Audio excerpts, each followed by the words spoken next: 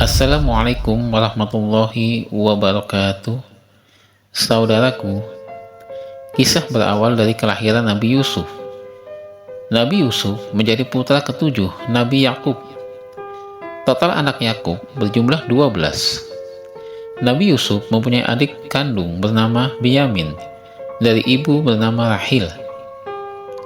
Salah satu yang sering diceritakan dari kisah Nabi Yusuf adalah parasnya yang tampan menawan. Dan itulah karena ketampanan wajahnya yang menjadikannya mudah membuat wanita jatuh hati. Dan inilah kisah Nabi Yusuf dari kelahiran hingga fitnah Zulaiha. Tetap nonton video ini sampai akhir agar mendapat penjelasan yang komplit. Semoga ada hikmahnya. Terima kasih.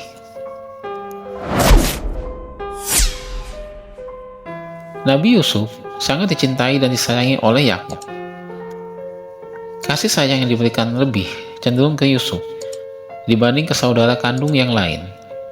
Terlebih ketika sang ibu wafat.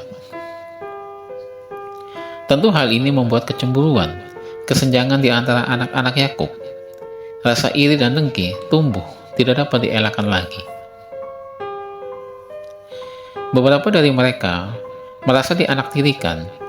Sementara itu, Yusuf lebih dimanjakan oleh ayahnya, Yakub.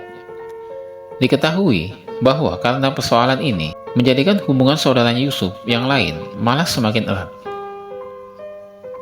Suatu hari, saudara-saudara kandung Yusuf berkumpul, bertujuan untuk mencari cara agar ayahnya, Yakub, sadar terhadap perlakuan yang dianggap kurang adil itu.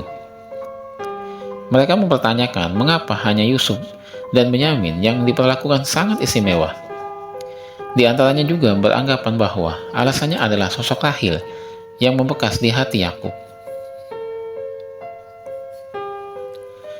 Satu di antara mereka juga menyampaikan bahwa Yusuf merupakan penghalang yang seharusnya disingkirkan, tepatnya menyingkirkan Yusuf dari keluarga mereka. Bahkan, perkumpulan tersebut menghasilkan rencana pembunuhan terhadap Yusuf, namun dengan diawali mengasingkan Yusuf terlebih dahulu. Mereka sangat yakin ketika Yusuf tidak berada di rumah, perhatian dan kasih sayang dari sang ayah akan kembali seperti sedia kala.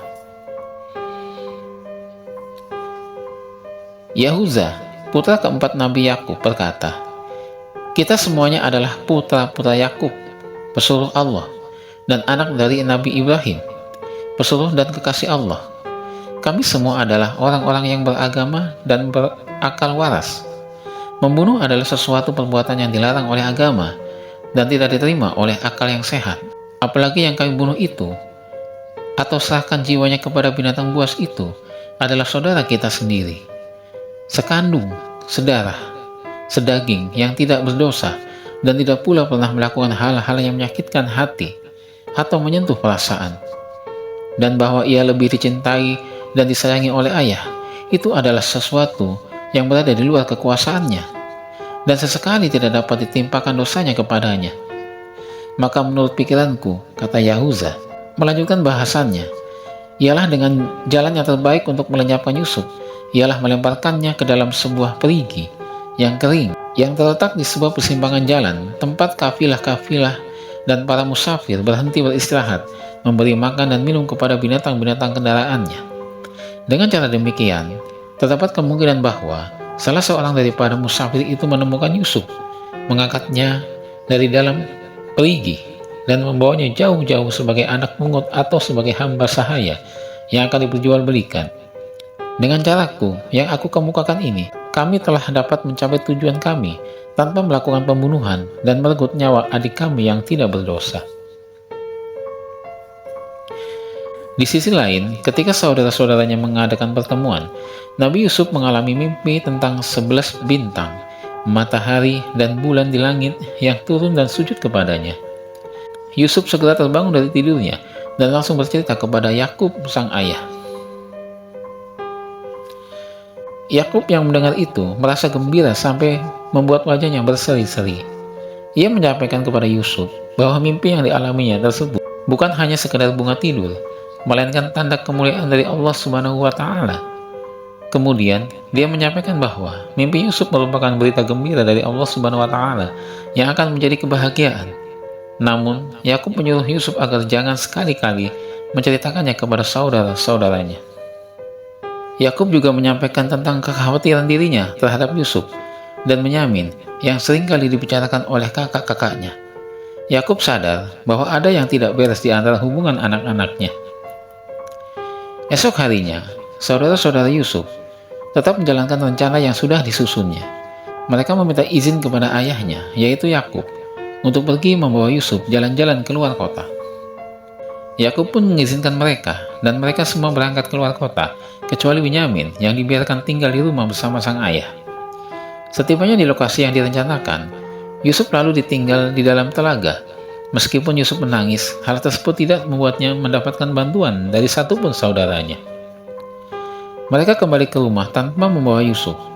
Ketika bertemu dengan Yakub, anak-anaknya semua langsung menangis sambil berkata bahwa Yusuf telah diterkam oleh seekor serigala.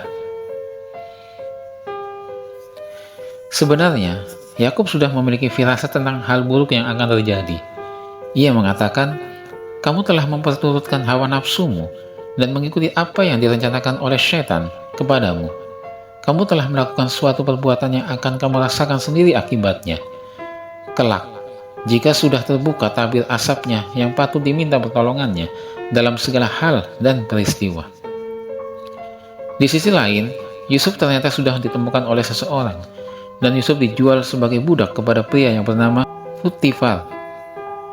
Kehadiran Yusuf ternyata menjadi petaka bagi Zulaiha, istri Putifar, yang jatuh hati pada Yusuf.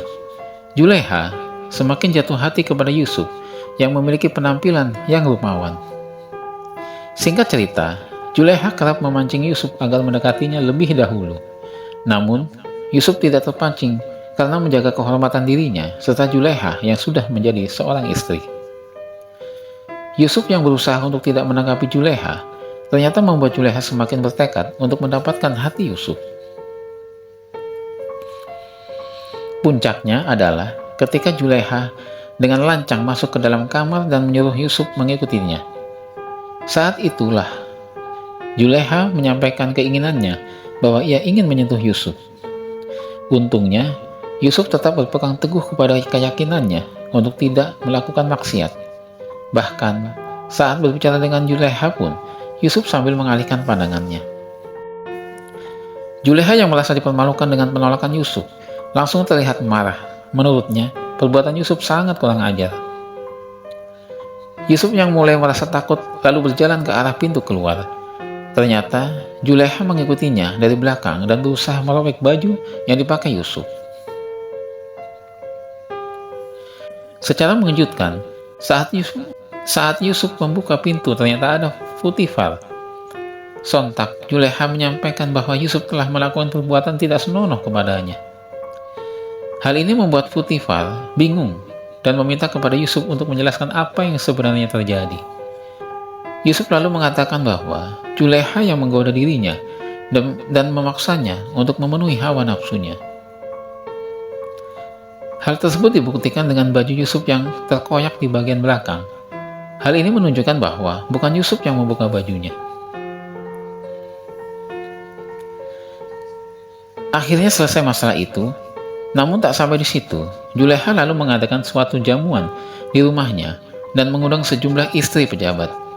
Zulaiha ingin membuktikan ketampanan wajah Yusuf yang sudah membuatnya melakukan kesalahan. Dan benar saja, kehadiran Yusuf menjadi pusat perhatian. Salah satu dari mereka tidak sadar melukai jarinya sendiri karena tercengang dan terpesona akan ketampanan Yusuf. Zulaiha ingin memberitahukan bahwa penyebab dari kesalahan yang dilakukannya adalah Yusuf. Lantaran Zulaiha kerap diejek dan dikecam oleh teman-teman sepergaulannya. Zulaiha menyampaikan bahwa perbuatan yang pernah dilakukan tidaklah salah, melainkan Yusuf yang bersalah telah menggoyahkan hasratnya. Pada akhirnya, Yusuf dipenjara atas tuduhan yang dibuat Zulaiha.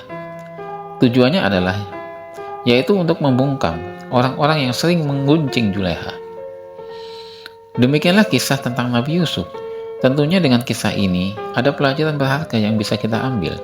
dan menjadi hikmah buat kita semua. Wallahu alam. Assalamualaikum warahmatullahi wabarakatuh.